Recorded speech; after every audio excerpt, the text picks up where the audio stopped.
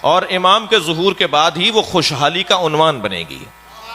سب سے پہلا عنوان ادب اور احترام کے اعتبار سے بھی میں نے اسے ترتیب میں پہلا قرار دیا ہے، زمین شرک اور کفر سے خالی ہو جائے گی. بھائی تھوڑا میں 5 مضمون بیان کروں گا کہ ہوگا کیا. سب سے پہلا عنوان یہ ہے کہ زمین شرک اور کفر سے خالی ہو جائے گی اور دنیا میں کوئی شخص باقی نہیں رہے گا جو موحد نہ ہو. دنیا میں کوئی شخص باقی نہیں رہے گا جو موحد نہ ہو. حجاج ابن یوسف کہتا ہے، راوی ہے اس روایت کا ابن حوشب. ابن حوشب کہتا ہے کہ میں ایک مرتبہ حجاج کے ہاں گیا. ظاہراً یہ متمول انسان ہے، حیثیت والا مالی دنیاوی طور پر، اور ایسے لوگوں کو خاص مقام دیا جاتا تھا درباروں میں، ان کا خیال رکھا جاتا تھا. ان سے بات کرتے وقت بادشاہ بھی تھوڑی دیر کے لیے ان کی رعایت کرتا تھا، ان کی مراعات کرتا تھا. تو ابن حوشب کہتا ہے میں دربار میں پہنچا تو مجھے حجاج نے کہا کہ تم بڑی علمی اور قرآن کی تفسیر اور تعویل سے متعلق معلومات رکھتے ہو. ایک آیت نے مجھے تھکا ڈالا. کون کہہ رہا ہے؟ حجاج ابن یوسف کہہ رہا ہے ایک آیت نے مجھے تھکا ڈالا، مجھے اس کا حل نہیں مل رہا، مجھے اس کا جواب نہیں مل رہا. تو ابن حوشب نے کہا وہ کون سی آیت ہے؟ کہنے لگا وہ سورہ مبارکہ نساء کی 159ویں آیت ہے کہ جس میں اللہ ارشاد فرما رہا ہے، صلوات پڑھ لیں ذرا محمد و آل. آ جائیے آگے آ جائیے. ان اللہ ارشاد فرما رہا ہے ان من اہل الکتاب الا لیؤمنن بہ قبل موتہ ویوم القیامہ ویکون علیہم شہیدا. کوئی بھی اہل کتاب میں سے ایک فرد بھی باقی نہیں رہے گا جو اپنے مرنے سے پہلے اس پر ایمان نہ لائے اور عیسیٰ ان کے ایمان لانے کی گواہی نہ دیں. توجہ چاہوں گا عزیزان کرام.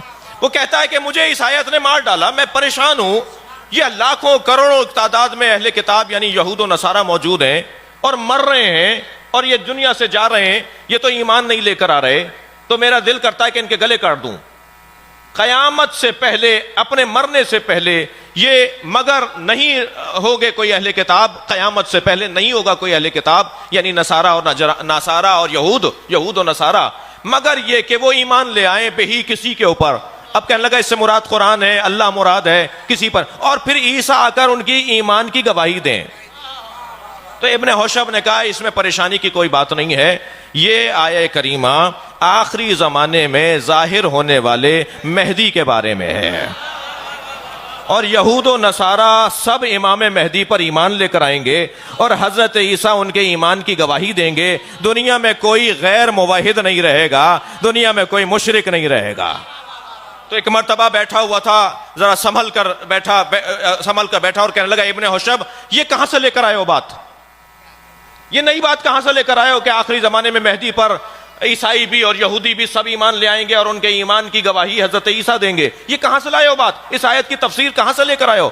کہنے لگے کہ میں علی ابن محمد سے سن کر آ رہا ہوں، یعنی امام زین العابدین سے. تو بے ساختہ کہنے لگا تم نے میٹھے چشمے سے پانی پیا ہے. تم سچ کہہ رہے ہو کہ یہ آیت اس کے علاوہ کوئی اور حل نہیں ہے اس کا، کہ یہود و نصارہ میں کوئی شخص نہیں ہوگا قیامت سے پہلے جو اس پر ایمان نہ لائے. یعنی ساری یہ دنیا، پہلا نتیجہ خوشحالی کا، ساری یہ کائنات موحد ہو جائے گی، کوئی مشرک نہیں رہے گا. اب اس منظر کے لیے امام جعفر صادق نے کیا فرمایا؟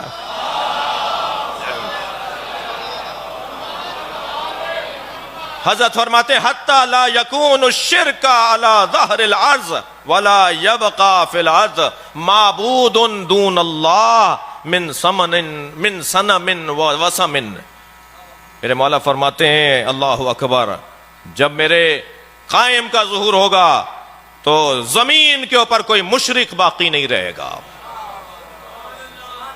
چھٹے امام فرمانے زمین پر اعلیٰ وجہ الارض، زمین کے اوپر کوئی مشرک باقی نہیں رہے گا اور زمین کے اوپر کوئی معبود نہیں رہے گا سوائے اللہ کے. یہ پہلا نتیجہ ہے خوشحالی کا، یہ پہلا منظر ہے.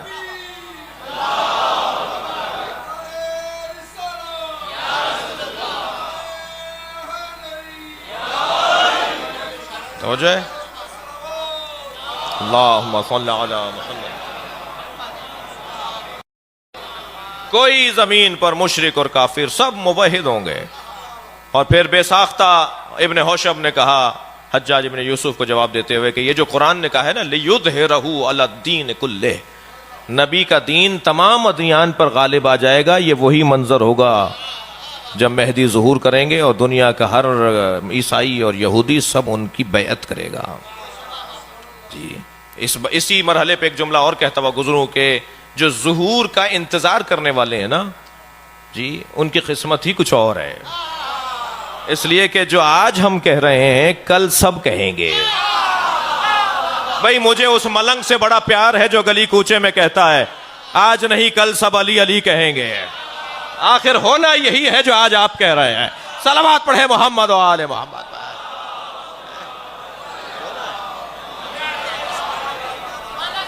پہلا دوسری خوشحالی کیا ہوگی، دوسرا کیا منظر بنے گا اس وقت میں؟ حضرت فرمانے قال صادق، میرے مولا صادق کا فرمان ہے رفع التقیۃ عند قیام القائم وینتقم من عدو اللہ. جب میرا قائم قیام کرے گا تو تقیہ اٹھا لیا جائے گا. اچھا اس کا مطلب یہ ہے کہ ابھی تقیہ ہے. یہ کوئی نہ کہے کہ تقیہ کا دور نہیں رہا. تقیہ کے دور کو صرف ظہور کا دور کہا جاتا ہے. تقیہ اٹھنے کے دور صرف ظہور کا دور ہے. یہ آج کا بعض اوقات ہمارے بچے کہہ رہے ہوتے ہیں آج تقیہ کا دور نہیں ہے. کون کہہ رہا ہے یہ تقیہ کا دور نہیں ہے؟ جی اپنی پسند سے تو ہم دین نہیں چلائیں گے بھائی. اپنی پسند کو تو ویسے دین کہتے بھی نہیں ہے. دین تو اللہ کی پسند کو کہا جاتا ہے. جی تقیہ اس دور کے اندر جی اچھا بحث تقیہ کی نہیں ہے لیکن صرف ایک جملہ کہتا ہوا گزر رہا ہوں. تقیہ اہل دقت بیٹھے ہیں، اہل ادب بیٹھے ہوئے ہیں، الفاظ پر غور اور توجہ دینے والے تشریف فرما ہے.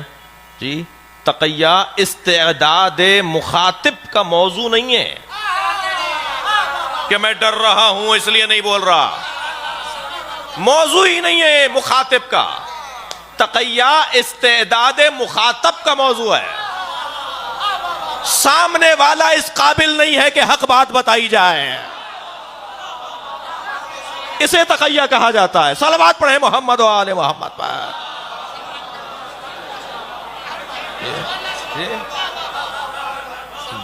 میرے ڈرنے کا موضوع نہیں ہے، وہ قابل نہیں ہے کہ میں اسے یہ بات بتاؤں. اللہ اکبر. عزیزان گرامی لہذا اگر آج کبھی ہم یہ بیان دیں اور ہمارا بیان کیا ہے، ہم ہیں کون بھائی؟ میں اپنی بات کروں، میں ہوں کون؟ ہم اگر کوئی بات کریں گے تو یہ آیت ہونی چاہیے، یہ حدیث ہونی چاہیے، یا آیت و حدیث کی روشنی میں فتویٰ ہونا چاہیے. فتویٰ ہوتا ہی حدیث اور آیت کی روشنی میں ہے. فتویٰ جیب سے تو کوئی نہیں دیتا. فتویٰ جیب میں رکھی ہوئی چیز کو تو نہیں کہتے. فتویٰ تو استنباط کو کہتے ہیں، تحقیق کو کہتے ہیں، اجتہاد کو کہتے ہیں. جی نام لے کر فلاں فلاں فلاں فلاں فلاں فلاں فلاں نام لے کر کسی بھی دشمن اہل بیت جس کا نتیجہ فساد بنے وہ شرعاً جائز نہیں کہہ رہے ہمارے علماء. اور وہ تو بیٹھے ہوئے ہیں ہزاروں فصیلوں کے اندر سینکڑوں محافظوں کے ساتھ. ان کا مسئلہ ہی نہیں ہے. مسئلہ تو اس کا ہے جو 2000 گھروں میں ایک آدمی علم لگائے بیٹھا ہے. اسے کون بچائے گا؟ اس کے لیے کون نظام دے گا؟ اس کی زندگی کا کون دستور مرتب کرے گا؟ یہ انہیں اپنا مسئلہ نہیں ہے. جی ہمارے یہ سارے بزرگ جو ہیں ہزاروں اور ایک سسٹم کے تحت محافظین کے ساتھ رہتے ہیں. ان کا مسئلہ نہیں ہے.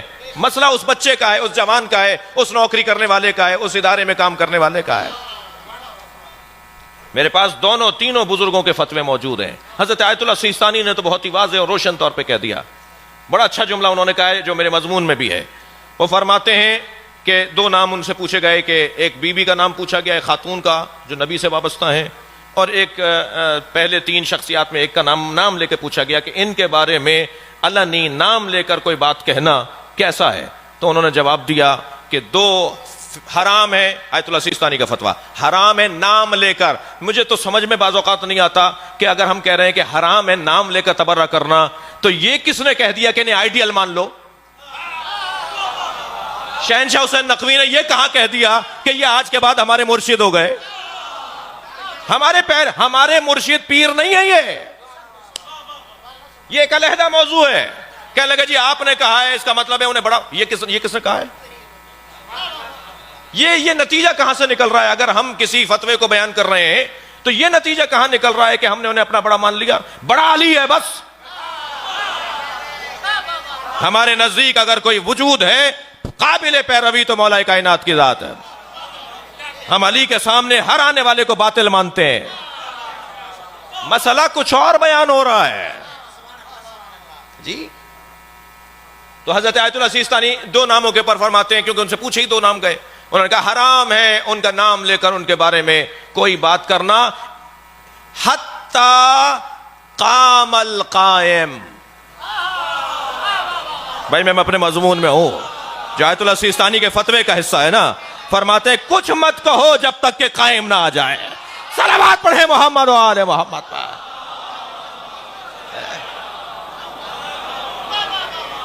اس سے بلند اور بہتر صلوات ہدیہ کریں گے.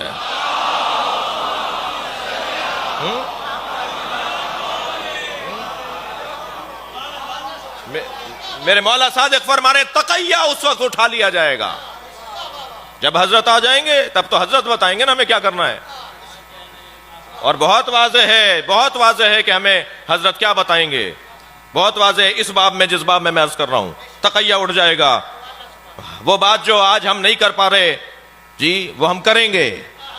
یہ دوسرا نتیجہ ہے حضرت کے ظہور کا، ماحول کی تبدیلی کا. آج گھٹے ہوئے ہیں نا، آج گھٹے ہوئے ہیں بہت سارے ماحول میں. ہم گھٹے ہوئے ماحول میں ہیں. وہ گھٹے ہوئے خوشحالی تو گھٹے ہوئے ماحول کو نہیں کہتے، گھٹن سے نکلنے کو خوشحالی کہتے ہیں نا. جب حضرت آئیں گے تو گھٹن سے نکل جائیں گے. یہ دوسرا نتیجہ ہے. اور تیسرا نتیجہ سنیں. فرماتے ہیں کہ عقل، وہ عقل نظری ہو یا عقل عملی ہو. عقل کی دو قسمیں، ایک عقل عملی ہے، ایک عقل نظری ہے. اچھی رائے دینا، عقل مندانہ بات کرنا، یہ عقل نظری ہے. اور اچھا قدم اٹھانا یہ عقل فعلی اور عملی ہے. کوئی ایک اچھا قدم اٹھائے، اس کے قدم اٹھانے پر لوگ تعریف کریں یا وہ ماحول کے لیے اور وہ ضرورت کا حصہ ہو تو کہا جائے گا یہ عقل عملی والا شخص ہے جی، عقل عملی والا شخص ہے. اور عقل نظری اچھا خیال، اچھے تصور. عقل عملی ہو یا نظری ہو، عقل کی کیفیت کیا ہو جائے گی؟ حضرت فرما رہے ہیں کہ یہ ایسے کمال پر پہنچے گی کہ تاریخ بشریت میں اتنی عقل نے کام کیا ہی نہیں ہوگا. 3 یا 4% عقل اگر استعمال ہو تو ارسطو بنتا ہے، سقراط بنتا ہے، ملا ہادی سبزواری بنتے ہیں، بڑے بڑے نابغہ روزگار بنتے ہیں. جب وہ 4% اپنی عقل کو استعمال کر رہے ہوں، جب حضرت ظہور فرمائیں گے تو 100% عقل کام کرے گی. 100% عقل کام کرے گی. خوشحالی کا عالم یہ ہوگا. اب وہ حدیث کا جملہ دیکھیں جو امام فرما رہے ہیں.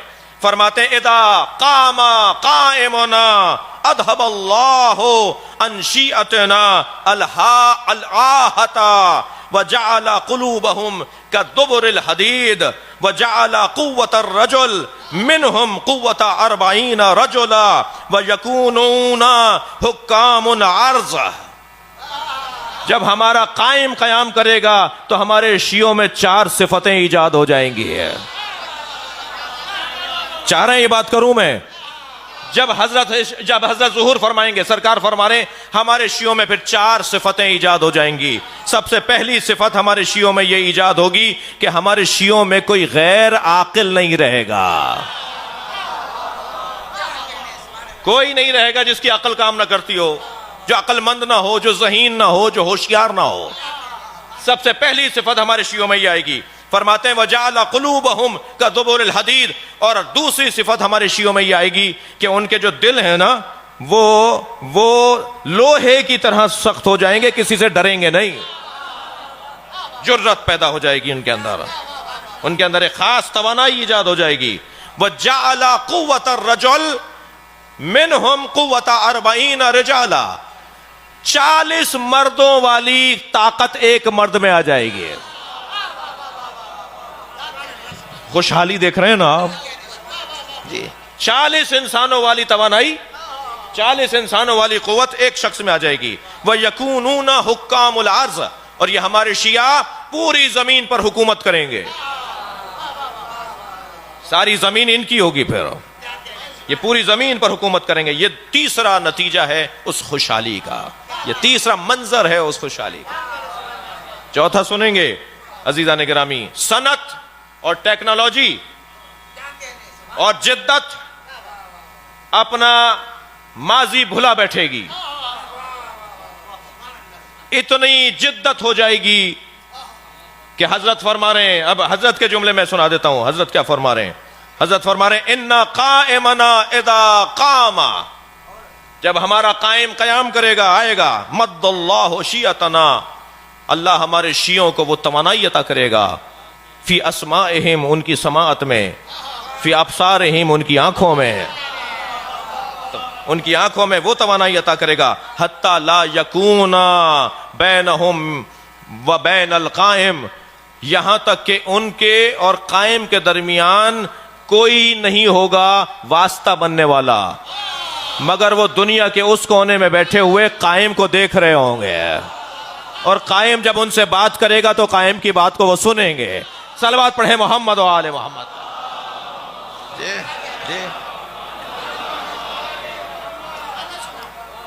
حضرت فرماتے ہیں شہر اتنے وسیع ہو جائیں گے کہ نماز جمعہ میں شرکت کرنے کے لیے تیز رفتار گاڑیاں بھی کند پڑ جائیں گی. جب لوگ نکلیں گے کہ ہمیں جمعے میں پہنچنا ہے، جمعے کا کتنا فاصلہ ہے جی، اتنے کم فاصلے شہروں کی وسعت کی وجہ سے، شہروں کی جدت کی وجہ سے تیز رفتار گاڑیاں بھی انہیں جمعے میں پہنچانے میں تاخیر کر رہی ہوں گی. فرمایا زمین کا کوئی ارض سہلا نہیں ہوگا. ارض صخرا ہوتا ہے پکی زمین، کچی زمین کو ارض سہلا کہتے ہیں. صخرا والی زمین یعنی جس پہ پتھر لگا ہوا ہے، پکی زمین، اور سہلا یعنی کچی زمین. فرما رہے کوئی زمین ارض سہلا نہیں ہوگی دنیا کے اندر کہ جہاں ہریالی نہ ہو، کثرت سے بارشیں برسیں گی. صلوات پڑھیں محمد و آل محمد. جی، کثرت سے بارشیں برسیں گی، کوئی زمین مردہ نہیں رہے گی، کوئی زمین بنجر نہیں رہے گی، ہریالی اور سبزہ ہر جگہ پر دکھائی دے گا. حضرت فرما رہے ہیں کہ لوگ دشواریوں سے نجات پا جائیں گے، لوگ آسانیوں میں زندگی گزاریں گے، اور کیفیت یہ ہوگی کہ خوشحالی ان پر حاکم ہوگی. کوئی بیمار اپنی بیماری کو رفع کرنے کے لیے دوا کا محتاج نہیں ہوگا، بلکہ صورت قائم کی دیدار کا محتاج ہوگا.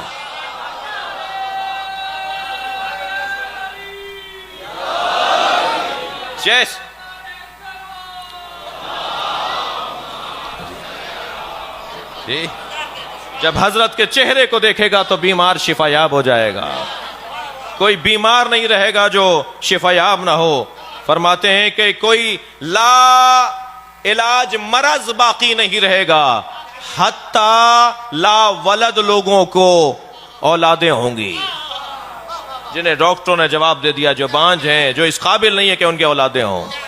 جب ظہور ہوگا تو لا ولد صاحب اولاد ہو جائیں گے. اس کے بعد فرماتے ہیں میرے مولا کوئی حاجت مند نہیں ملے گا جس کو تم اس کی حاجت روائی کے لیے کچھ دے سکو.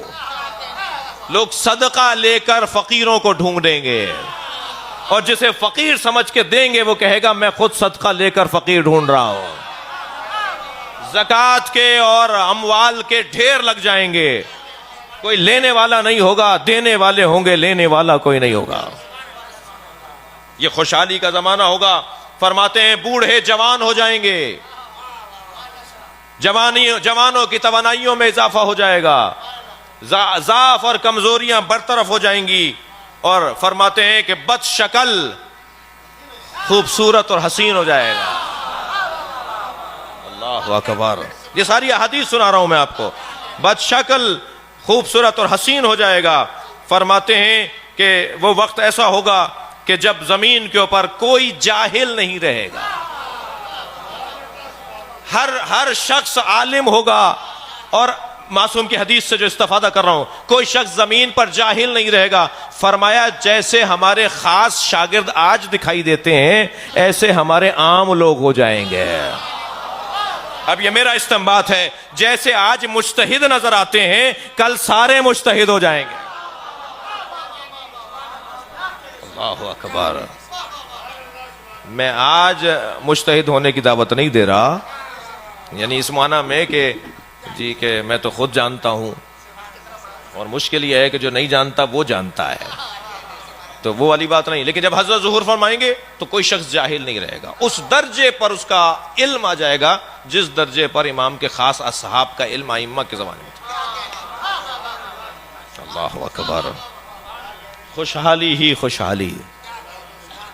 کوئی شخص پریشان نظر نہیں آئے گا. اور وہ وقت ہوگا کہ جب اگر کوئی ذکر باقی رہے گا وہ ذکر مصائب حسین ہے. میں اپنے الفاظ میں کہہ رہا ہوں کہ پھر یہ الجھنیں نہیں ہوں گی کہ وہاں مجلس مت کرو, مائک نہیں لگاؤ, فلاں پرمٹ لو, فلاں اجازت لو, فلاں سے پوچھو گے تو تمہیں مجلس کرنے دیں گے.